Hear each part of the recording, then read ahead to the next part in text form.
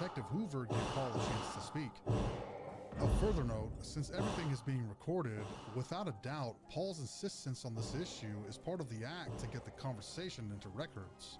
Paul, per his own words, can't speak to the media, but the media can, and obviously did, get a hold of this interview, and as a product of that, his message and objection to his portrayal is now in the public's eyes and ears. Paul has already manipulated this questioning to get parts of what he wanted from it. Because if I'm this crazy liar, I'll be just sitting here lying to you about everything, right? Right? I mean, why wouldn't I? I'm just this crazy liar. And again, I don't know exactly what was said by Peel Region, and I'm not here to answer to what they said. And it's either it's one thing. I'm a human being, and to say that I'm a dangerous offender, going to be raping and killing and all this stuff, it's fine. I mean, for publicity, get that, tough on crime, get that bad guy. I'm a human being, and to say that I'm a dangerous offender and I'm raping and killing and all this stuff is fine, Paul states. On one hand, Paul is trying to humanize himself, putting him on the same level as the officers, as a human being, and to downplay his past. On the other, Paul somewhat supports them, and if that's what they want to say about him, that's fine, but simultaneously, it's the untruths about him that are being publicized that specifically affect him negatively. No going back now. In some ways, this is true. Being labeled a liar can have the unintended, or maybe intended, effect of reducing the credibility of his words, even though he truly is a dangerous offender. Paul has had everything but his word and his life taken from him, but that doesn't change anything about his current situation. He's left holding on to what narrow straws he can. But when you go to a certain point of line, it affects me totally. I made mistakes a long time ago. But don't say that today about me, because then we're lying and then we got a big problem because I'm looking at you and you're the bad guys. Because I'm not doing anything wrong. I'm telling the truth and you guys are walking around issuing statements that I lied here, I lied there. Again, Paul refers to his past mistakes, and his phrasing here makes it more apparent that the mistakes he's speaking of are lying to the police when first questioned in 1990. But don't say that about me today can be expanded to, I was a liar back then. I made the mistake of lying about my involvement in those crimes, but I'm being fully open and honest today. Don't say that about me today. Paul is twisting the narrative and the perception within the room even further by now having the role of him being good and the investigators as bad.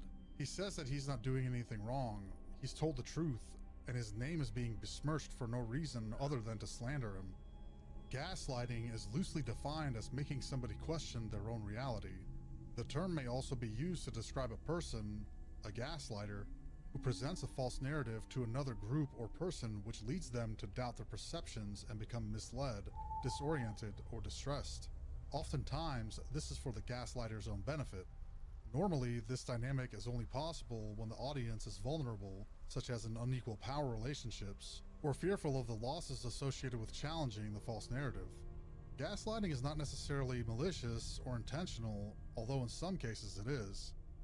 Because of the loose definition, it's difficult to say if Paul is gaslighting the investigators, but looking at the broader scope, it very well could be that Paul is attempting to manipulate not the investigators, but whoever watches the tape after. Paul knows that he's a frequent topic of discussion in the media, and while he may not be able to communicate with press directly, Paul could be attempting to manipulate the public through vicarious means. No?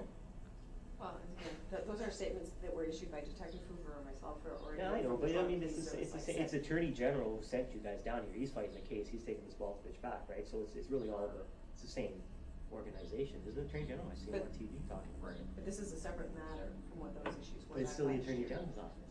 Yeah, it very well be, but. Constable Coolis once again tries to emphasize that they are at Kingston Penitentiary to speak to Paul on a different matter. And Paul retorts that everything they're investigating, his case as well as Balkovich's, roll up to the Attorney General. Coolis agrees that they very well could be, and matches Paul's laugh with a chuckle. At face value, it seems like this is an indication of how charming Paul is, how he gets people to agree with him and starts to manipulate them. But Constable Coolis is a seasoned veteran. She's been involved in the Balkovich case and its relation to Paul for a while. She's well aware of Paul's personality and behavior. Coolis isn't being manipulated, but rather she's giving a gesture of agreement, a bewildered chuckle right alongside of Paul. It's nonverbal agreement matching Paul's energy, showing that figuratively she agrees and is right there with his line of thinking, attempting to close a diatribe towards them about a misdeed towards Paul that a completely different office committed. Like I said, we can't speak to anything that Peel Regional does or statements that they release out to the media, because they have. Let's You know, fucking go. it's the same thing. If I'm a liar, take the facts that they have. They come down and talk to me. Any prosecutor, any defense lawyer can call them up and show me where I'm lying, because you're not